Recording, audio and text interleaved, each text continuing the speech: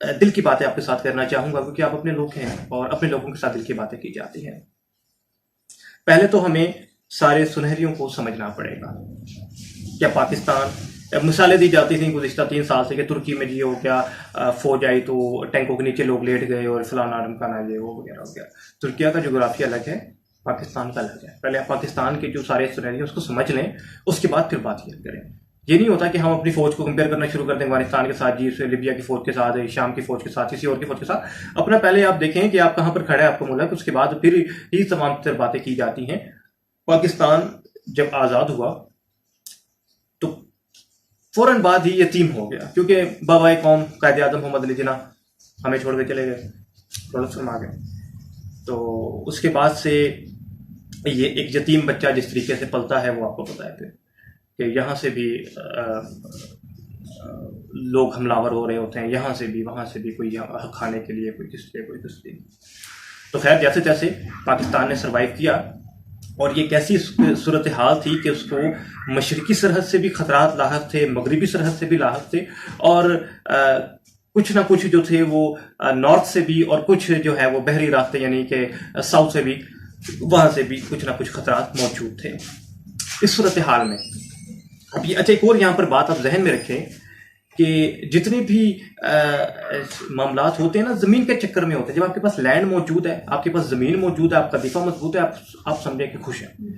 جب آپ کا دفاع کمزور ہوگا، جب آپ کے پاس لینڈ نہیں ہوگی، تب آپ مارے جائیں گے۔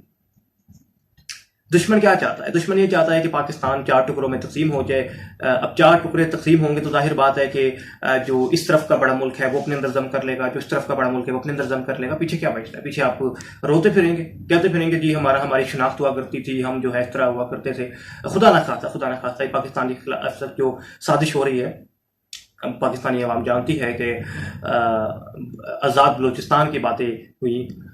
ظاہر بات ہے بلوچستان آزاد کرتے ہیں اس کو، یعنی کہ وہ انڈیپینڈنٹ ہو جاتا ہے، اس کے بعد ایران اس کو اپنے لے لے گا، کیونکہ ایران کہے گا میرے پاس کچھ بلوچستان کا حصہ موجود ہے تو اس کو اپنے ساتھ ملانا چاہیے۔ وہ کتنا عرصہ سروائیو کر لیں گے؟ جو آزادی لیں گے ظاہر بات ہے کہ جو پاکستان کو توڑیں گے وہ کتنا عرصہ چلا لیں گے؟ وہ کسی کے ساتھ ظاہر بات ہے کہ اس میں بھارت سپورٹ کرے گا، اس کو بھارت سپورٹ کر رہا ہے۔ اس کے علاوہ اور باقی جو پاکستان کے دشمن ممالک ہیں، جو لابسٹ ہیں، وہ پاکستان کے خلاف کام کریں گے، کمزور کریں گے، توڑیں گے۔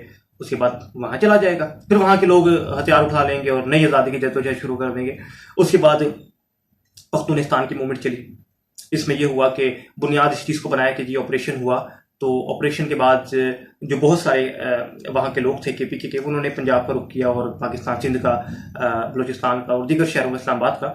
تو جب وہاں سے آ رہے تھے تو ان کی چیکنگ کی جا رہی تھی، کہیں اس میں کوئی مرد تو چھپ کر نہیں آ رہا برقع پہن کے، یا کوئی اسلحہ تو لے کر نہیں جا رہے۔ تو یہ جو چیکنگ کے معاملات ہو رہے تھے تو اس میں چند ایک لوگوں نے کچھ بد انتظامی کو پکڑ لیا کہ بھئی یہ جو ہے ہمارے ساتھ بڑا برا ہو رہا ہے، ہماری چیکنگ کی جا رہی ہے، ہماری جو ہے وہ روکا جا رہا ہے، فلانا ہے ڈھمکانا یہ وہ۔ اس چیز کو بیس بنا کے انہوں نے پاکستانی فوج کے خلاف وہ غلیظ مہم شروع کی کہ جس کی کوئی مثال نہیں ملتی۔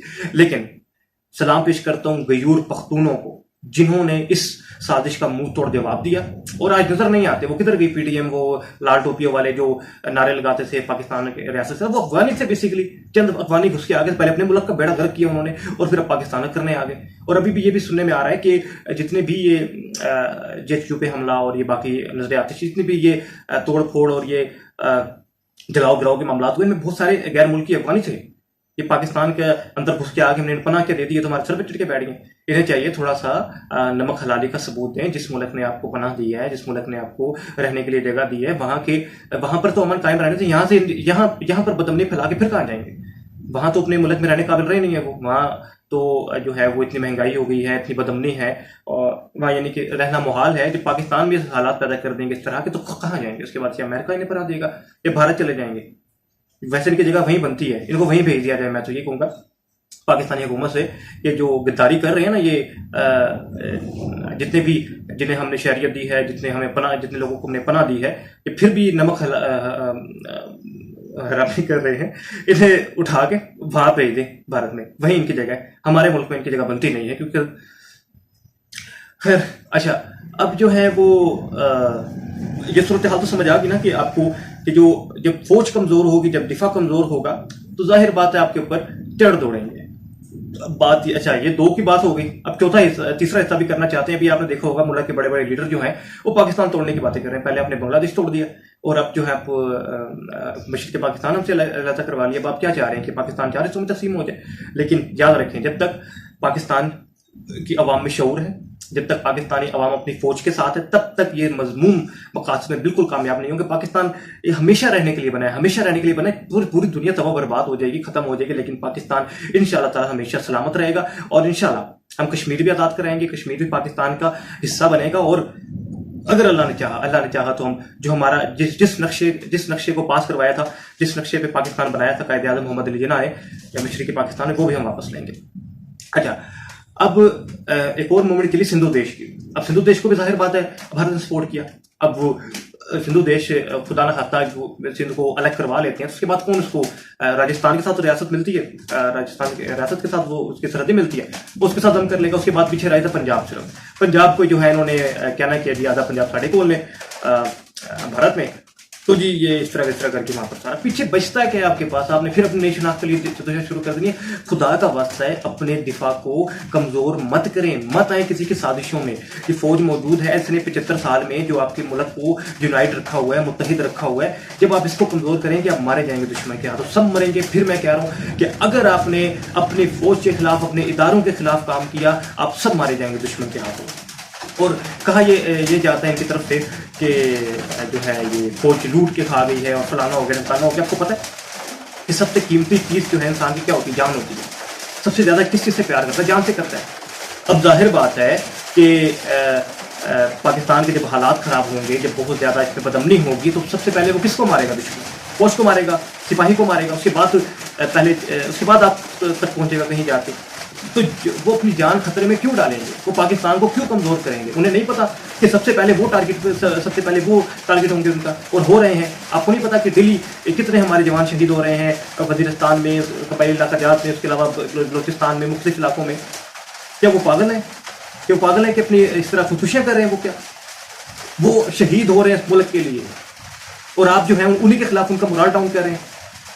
اب میں بہت ساری شہیدوں کی فیملیوں سے ملا ہوں. ایک آسان کام نہیں تھا، کسی نے اپنا میاں کھویا ہے. اب آپ جانتے ہیں جوان بیوہ کا دکھ، چھوٹا سا بچہ ہو اور میاں اس کا شہید ہو جائے، اور ذہنی طور پہ تیار ہوں وہ قربانی کے لیے. یہ ہوتا ہے نا کہ جی بندہ گیا اور وہ مارا گیا.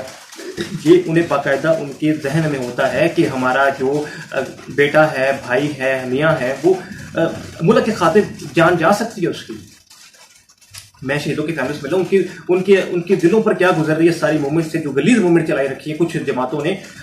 کبھی کون چلاتا ہے، انہیں بالکل شرم و حیا نہیں ہے، انہیں عقل نہیں ہے. یہ کسی کے ہاتھوں میں استعمال ہو رہے ہیں. جب ان کے ہاتھوں میں کچھ نہیں بچے گا، پھر ہاتھ ملنے کے علاوہ کچھ نہیں ہوگا، پھر یہ اپنی جانیں بچاتے پھریں گے. بس اتنا ہی کہوں گا. اس کے بعد آگے جو ہے میرے نیکسٹ بلاگ جو ہوں گے اس میں انشاءاللہ تعالیٰ آپ کو میں ایک جو کہ پاکستان کے بارے میں باتیں ہو رہی ہیں، کیونکہ ہمارے چند ایک جو انٹرنیشنل میڈیا پاکستان کے صرف چند اخباروں کو دیکھتا ہے، جیسے ڈان ہو گیا، دی نیوز ہو گیا، اس کے کالم نگاروں کو دیکھتا ہے، کالم کو پڑھتا ہے. اس کے علاوہ جو انگریزی میں تھوڑی بہت بات چیت کر لیتے ہیں، ولاگ بنا لیتے ہیں، ان کو سنا جاتا ہے. باقی وہ اپنا نظریہ بتاتے ہیں. اب وہ پھر آپ کو انہی کی نظر سے دیکھتے ہیں کہ پاکستان میں یہ چل رہا ہے، تو وہ کون سا پاکستان کے وفادار ہیں؟ وہ بھی پلانٹیڈ بندے ہیں. اب آپ کو ایک اور چیز، یہ جو پاکستانی فوج کے خلاف جتنے بھی بیٹھ کے یوٹیوب پہ فیس بک پہ ولاگ کر رہے ہوتے ہیں، یہ سارے باہر بیٹھے ہوئے ہیں. اب باہر بیٹھ کے ان کی عیاشیاں، پردیش زندگی کی خطے کون برداشت کر رہے ہیں اور کیوں کر رہے ہیں؟ اس لیے کر رہے ہیں کہ پاکستانی فوجی کے خلاف پورا دن بیٹھ کے وہ تیاری کرتے ہیں، پھر بولتے ہیں، بکواس کرتے ہیں، اور پاکستان کے دشمن ہیں وہ ان کو پالتے ہیں. اور یہ درجنوں کی تعداد میں ان کی تعداد بڑھتی جا رہی ہے، اور پاکستانی عوام کو ورگلانے کی، اکسانے کی کوشش کر رہے ہیں. نہیں، اور پاکستانی عوام